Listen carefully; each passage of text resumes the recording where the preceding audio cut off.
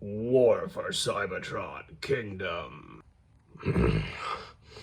Prove to me that this is worthy of a warrior of my stature.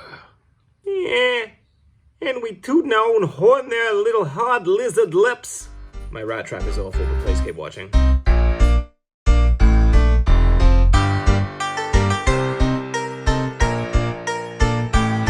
Well. Is this not a tasty treat? Oh, that is the mug. That is the mug that taught me the cost of sacrifice. Override! How good would it have been if they'd packed him in with, like, the first weapon, mankind's first weapon, that awesome kind of stone axe club thing that he made. He would have to be one of my top 5 favorite characters in the entire gosh dang fandom, right? He's just so dope. He's Transformers' answer to Wolverine.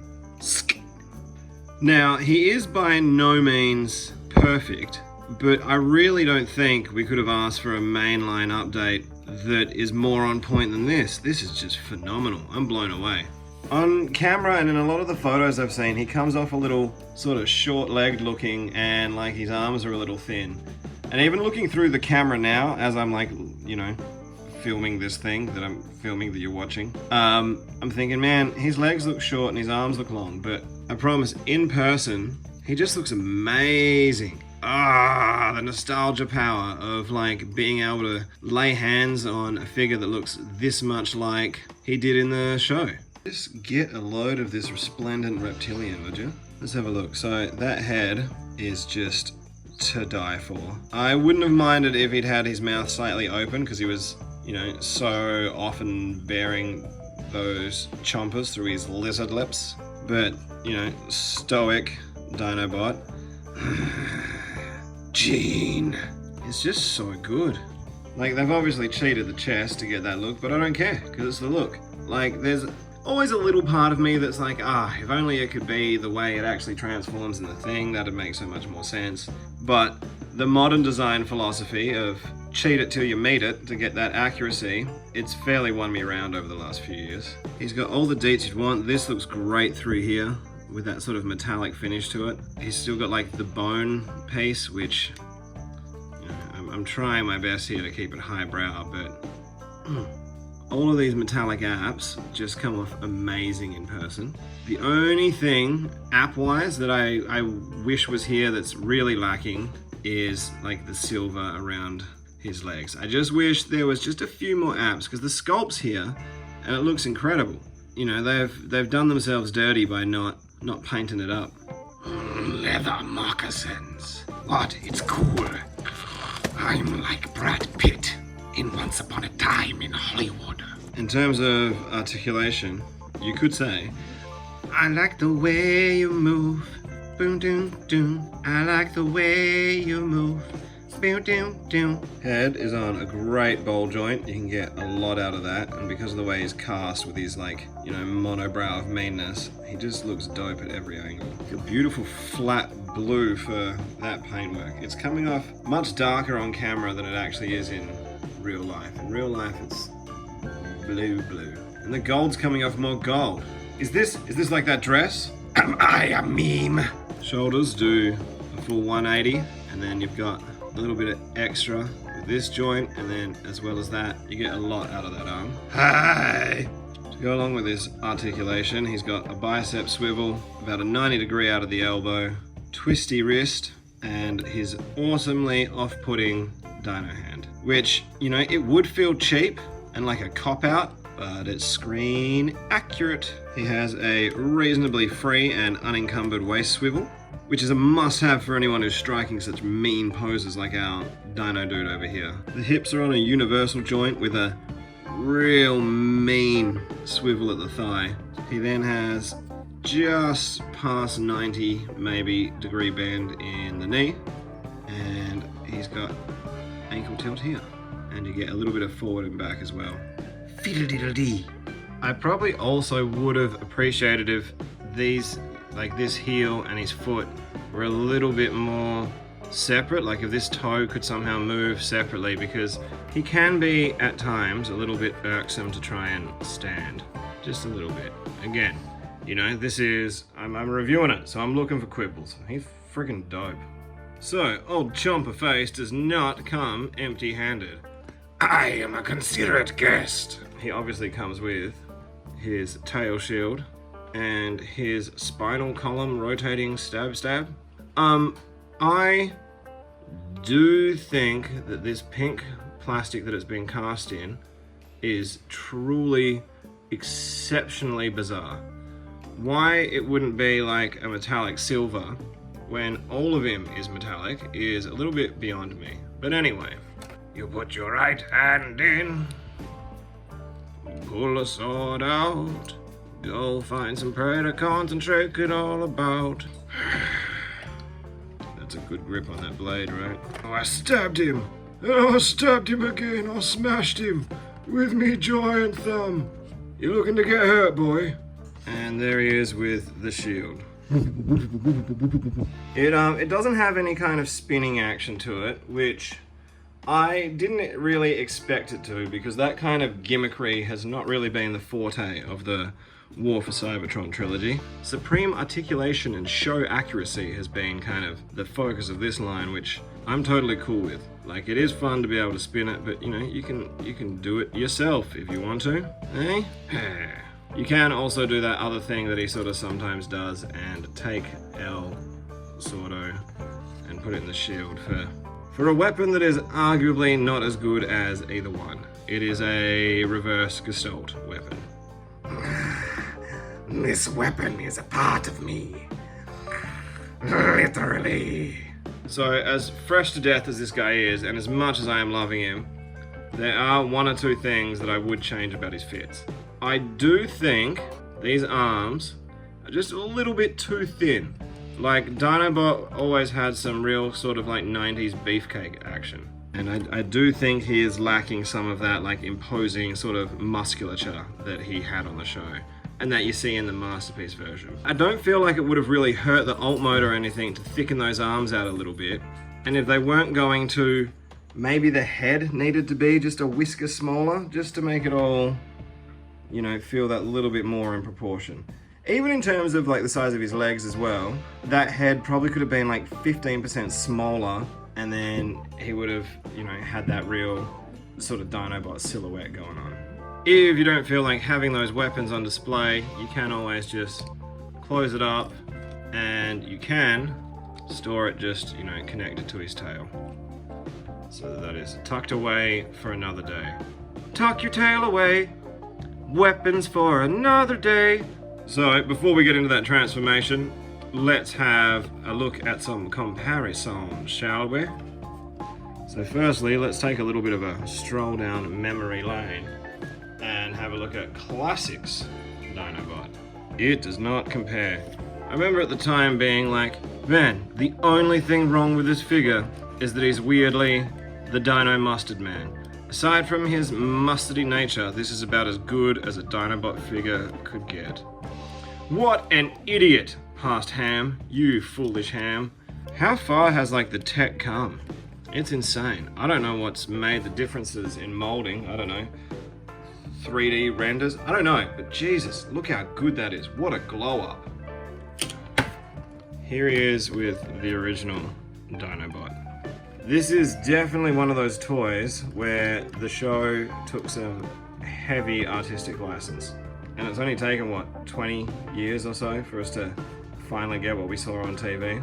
I've always thought Dinobot is one of those ones where the mask gimmick really hurt the overall vibe of the figure, because when he's not wearing it, it really is hanging out of his cheeks, almost like he's got kind of like a wheeljack thing going on with his head. And then even when it is on, what is it? So he's cosplaying as a Charmander? Come on. Was he worried that people wouldn't realize that he was a dinosaur-themed dude? I will say this though, the old tail shield, still a lot of fun. How you like me now? Oh, he likes you fine. There is something bizarrely satisfying about this. I guess because kids now don't really play with toys is why we have things like fidget spinners. Our fidget spinner, for us millennials, was Dinobot's tail. Him and Rat Trap look fantastic together and hilarious. The size discrepancy is probably a little bit too big, but you know, you can have tons of fun with him. He still works really well with what you need from Dinobot and Rat Trap, any Rat Trap. So undignified. So here he is, ready to challenge Optimus Primal for leadership. And here he is alongside Megatron, ready to challenge him for leadership. Man, he kind of had a bit of an inferiority complex going, didn't he, old Dinobot?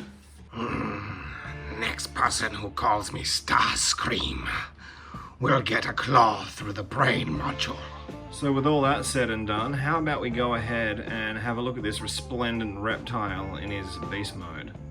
Prepare the protein shakes. So first thing we want to do is get him into a T-pose. Make sure the hands are facing this way, and go ahead and open them up fully on each side. All I do is win, win, win no matter what. Fold the elbows backwards, and we can come in here and unclip these raptor arms on both sides. Bring him around, flip those raptor arms down. Now we want to turn these shoulders up this way. This sort of whole shape comes up with the arm. If you just help it along.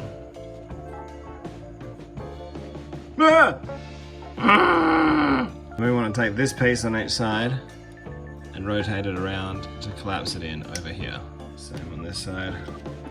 Flip it around and line up the notch. Now we're gonna fill the arms into that space.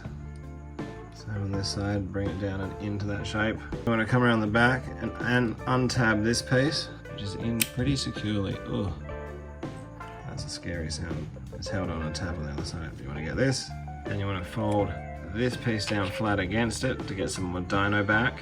Right, so you bring the head up, but you only need to bring it up just enough to be able to get clearance for his face. So as you can see, we got quite a lot of dinosaur on the go at this point. Twisted at the waist. Fold those feet down.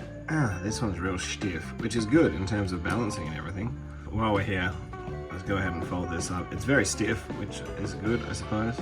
We're gonna bend the legs back on the knee, and we're gonna fold up these calf panels on both sides. And let's just take a moment to appreciate the fact that they bothered with some cool pistons and actuators and stuff, and just sculpted detailed vents, rivets. Stuff like this makes the transformation really fun. In all Transformers. Big nods. Thanks, designers. I want to come around, bring this body down, and you'll see here on the knees, there's some slots for these tabs to hold this part together, which actually blend a lot better than you'd think. So to get all this mechanical mayhem to stay together as you bring this down, you've got to make sure that these sit inside so that they can tab into these slots in here. You'll also see on the side of this here are some notches that match to the feet. So you want to try and just jiggle the whole thing together until it all sits right. Once that's done, you can go ahead and grab that weapon, match up the sword to the slot, close it up. Oh my god, it's a tail! You can go ahead and connect that on here. Don't ask about that bit. Then it's just a matter of taking him out of his splooting position and putting those legs down and into place. And that is that, Jack. That doesn't look very scary. More like a 6-foot turkey. You do see a fair bit of robot. I remember seeing earlier photos where these ball-jointed hip bits were grey, and that would do a lot to help blend this in more. Like a lot. Around the back, there's a bit on the legs and you can see the fake eyes, but I think that's part of the sacrifice for having such a superb robot mode. It's actually better than I sort of thought it would be. You get quite a lot of articulation out of his like hands, except you do have some weirdly long and dainty, may I have this dance? Why I never raptor hands. I had hoped with these legs that it might have been a little bit like a Kingdom Megatron where this outer casing still let you have some back and forward, but it doesn't. You just kind of get it at the knee. Chocoboing about the place. No tail articulation, but that's okay. If Jurassic Park has taught us anything, it's just, you know, the raptor tail is the new dorsal fin. The mouth does open. We get a nice painted tongue. Those are some very rounded off, dolphin-esque kind of teeth. And it's the same thing they did with 86 Grimlock, with not having the teeth at the front. It must be, I don't know, a molding thing, but when his mouth is open and you're looking at it in certain ways, it does come off a little goofy. I mean, if we're being honest, even in the original source material, the show, that was a real chunky raptor. I almost wouldn't, like, this has come across as pretty chunk, but I wouldn't have minded necessarily if this came out a bit more so that we did get that fatter bicep for the robot mode, when this is clearly all about that robot mode. Just, you know, give him the thunder thighs. Right, so we've had rumors, and I think everyone probably expected it to a degree, that we're going to get a Generation Selects version of this Dinobot as Grimlock, because that's something that happened with the original Beast Wars figures as well. Shut up and take my money! So that's the obvious repaint, like, you know, Megatron into T-Rex or whatever. But how cool would it be if they got a little weirder with it? Like, it wouldn't be too hard, I don't think, to do, like, Beast Wars Neo or Beast Wars 2 Hardhead and just turn this into a Pachycephalosaurus head. And it might even be even easier just to cyborg the bejesus out of him and turn him into Thrustor from Beast Wars 2 or Neo. I can never remember which. Either way, in those two Japanese series, they took this mold and did some fun things with it. I would love to be able to get as sort of many copies of this mold as they'll do, because the robot modes would be different enough and the beast modes would be different enough that you wouldn't feel like you were just buying a straight repaint. It's like, I'm super hoping that rumored Grimlock has, you know, an actual Grimlock head stuff on it. I'm not gonna play us like that, right? If you're a 90s kid like me, it's hard to imagine that the release of this hasn't filled you with just all kinds of nos-pop joy. I imagine anyone who grew up and came up on the Beast Wars show is going to pick this one up. I can imagine this figure almost being one of those ones that tempts people back into collecting. A really good toy and a really good example of modern engineering. Honestly, I can't recommend Dinobot enough. Ah yes, Dinobot. It seems we found ourselves at the end of the review. No more accessories, no more gimmicks. Well, what do you have to say for yourself? Yes. Improvise!